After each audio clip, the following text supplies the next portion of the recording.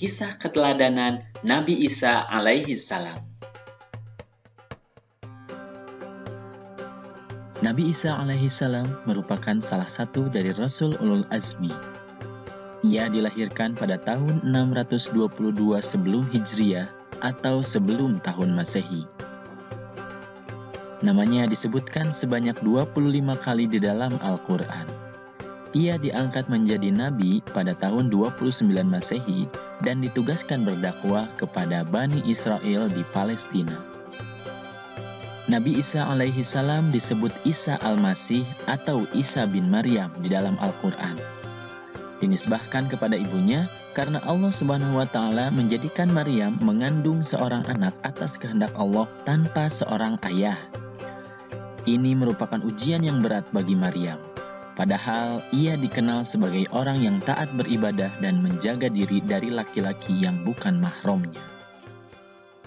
Ia atau malaikat Jibril berkata, "Sesungguhnya aku ini hanyalah seorang utusan Tuhanmu untuk memberimu seorang anak laki-laki yang suci." Maryam berkata, "Bagaimana akan ada bagiku seorang anak laki-laki, sedang tidak pernah seorang manusia pun menyentuhku dan aku bukan pula seorang pezina?" Jibril berkata, "Demikianlah Tuhanmu berfirman, hal itu adalah mudah bagiku, dan agar dapat kami menjadikannya suatu tanda bagi manusia dan sebagai rahmat dari kami. Dan hal itu adalah suatu perkara yang sudah diputuskan." Quran Surat Maryam ayat 19-21. Kehamilan Maryam ini merupakan bukti bahwa tidak ada yang mustahil bagi Allah Subhanahu wa Ta'ala. Maryam berusaha menerima semua itu dengan ikhlas meskipun harus mengasingkan diri ke tempat yang jauh agar tidak ada yang mencurigai perubahan bentuk tubuhnya yang mulai membuncit seperti perempuan hamil pada umumnya. Setelah Nabi Isa lahir, Maryam pun kembali ke tengah-tengah kaumnya di Palestina. Namun saat kaumnya mengetahui bahwa Maryam membawa seorang bayi tanpa suami, berbagai tuduhan dan hinaan menyerangnya. Pada saat itulah Allah Subhanahu wa Ta'ala menyelamatkannya melalui perantara bayi Nabi Isa yang dapat berbicara layaknya orang dewasa. Maka Maryam menunjuk kepada anaknya. Mereka berkata, "Bagaimana kami akan berbicara dengan anak kecil yang masih dalam ayunan?" Berkata bayi Isa, "Sesungguhnya aku ini hamba Allah. Dia memberiku Alkitab atau Injil dan dia menjadikan aku seorang nabi.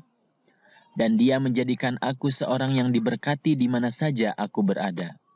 Dan dia memerintahkan kepadaku mendirikan sholat dan menunaikan zakat selama aku hidup. Dan berbakti kepada ibuku, dan dia tidak menjadikan aku seorang yang sombong lagi celaka." Quran Surat Maryam ayat 29-32. Akhirnya orang-orang pun meminta maaf kepada Maryam atas tuduhan dan hinaan yang telah mereka ungkapkan.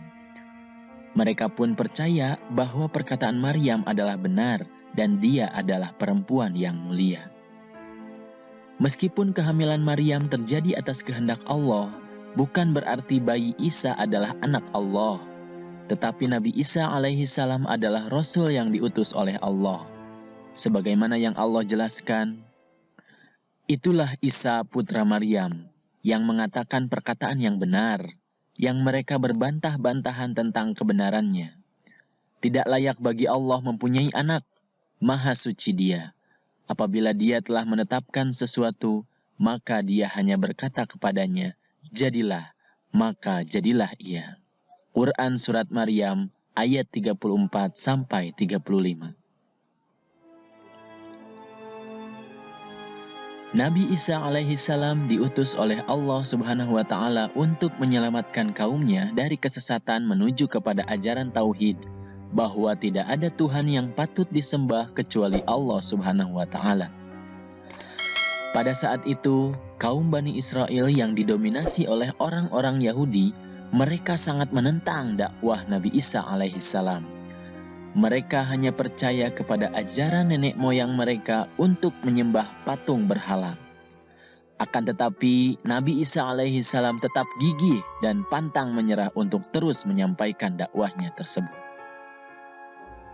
Walaupun tampak jelas bukti kenabian Nabi Isa alaihi salam melalui mukjizat-mukjizat yang diberikan oleh Allah, hanya sebagian kecil dari mereka yang menerima dakwah beliau. Mereka menganggap bahwa mukjizat dari Allah itu adalah sebuah sihir. Ingatlah ketika Allah mengatakan, "Hai Isa putra Maryam, ingatlah nikmatku kepadamu dan kepada ibumu di waktu aku menguatkan kamu dengan Ruhul Kudus. Kamu dapat berbicara dengan manusia di waktu masih dalam buayan dan sesudah dewasa. Dan ingatlah di waktu aku mengajar kamu menulis, hikmah, Taurat, dan Injil. Dan ingatlah pula di waktu kamu membentuk dari tanah suatu bentuk yang berupa burung dengan izinku. Kemudian kamu meniup padanya, lalu bentuk itu menjadi burung yang sebenarnya dengan seizinku. Dan ingatlah waktu kamu menyembuhkan orang yang buta sejak dalam kandungan ibu dan orang yang berpenyakit sopak dengan seizinku. Dan ingatlah di waktu kamu mengeluarkan orang mati dari kubur menjadi hidup dengan seizinku.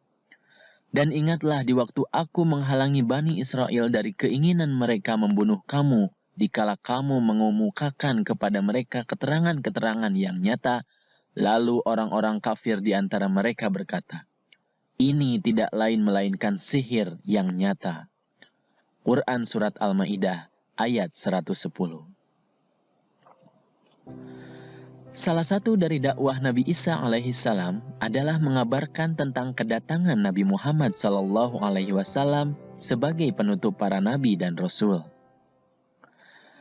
Dan ingatlah ketika Isa putra Maryam berkata, "Hai Bani Israel, sesungguhnya aku adalah utusan Allah kepadamu, membenarkan kitab yang turun sebelumku, yaitu Taurat, dan memberi kabar gembira dengan datangnya seorang Rasul yang akan datang sesudahku, yang namanya Ahmad atau Muhammad."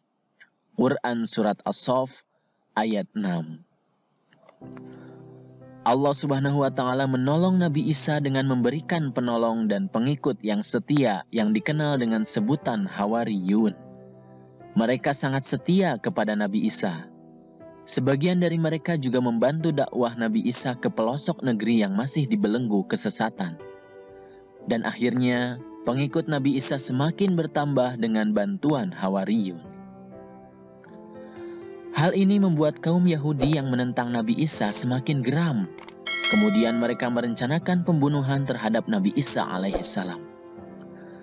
Rencana pembunuhan Nabi Isa alaihissalam dilakukan dengan cara menghasut pemimpin kerajaan. Mereka menyampaikan tuduhan yang tidak benar kepada raja. Akhirnya Nabi Isa alaihissalam dicari-cari oleh kerajaan Romawi. Raja pun memerintahkan kepada tentaranya untuk mencari Nabi Isa alaihissalam.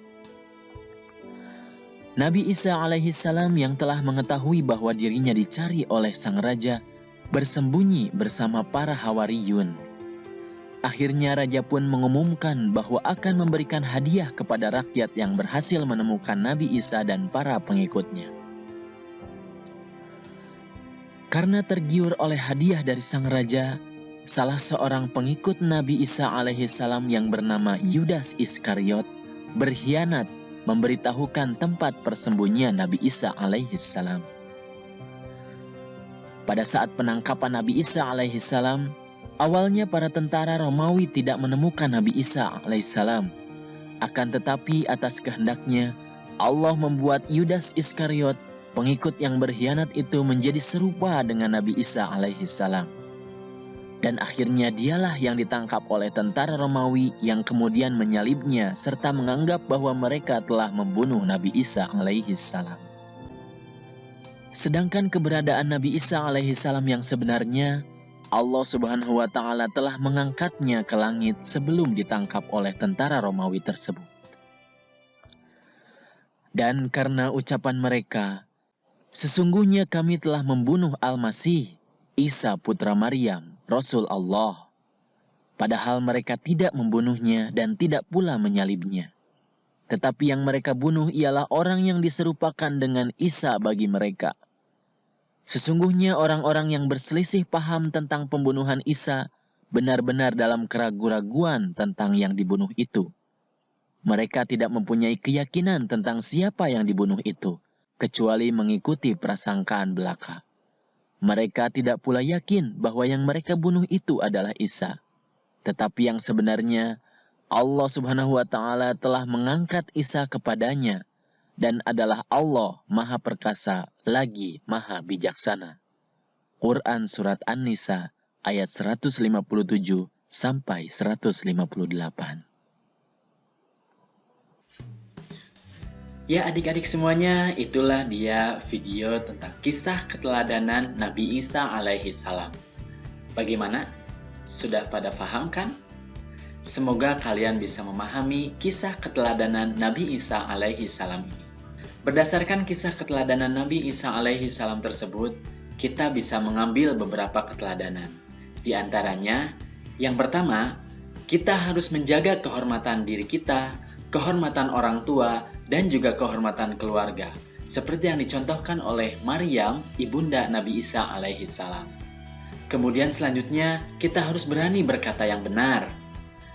Kemudian yang selanjutnya, kita harus meyakini bahwa Nabi Isa alaihi salam tersebut adalah seorang Rasul utusan Allah Subhanahu wa Ta'ala. Kemudian yang selanjutnya, kita harus meyakini bahwa Nabi Isa alaihi salam itu diberi wahyu oleh Allah Subhanahu wa Ta'ala berupa kitab suci yang bernama Injil. Kemudian yang terakhir, kita harus yakin bahwa orang yang bertakwa pasti akan dilindungi oleh Allah Subhanahu wa Ta'ala. Seperti Nabi Isa alaihi salam yang dikejar-kejar pasukan Romawi untuk disalib, tapi Allah menyelamatkannya. Itulah kisah keteladanan Nabi Isa alaihi salam. Terima kasih sudah menonton video ini. Mohon maaf jika ada kesalahan. Jangan lupa like, komen, dan subscribe video ini. Akhir kata, wassalamualaikum warahmatullahi wabarakatuh.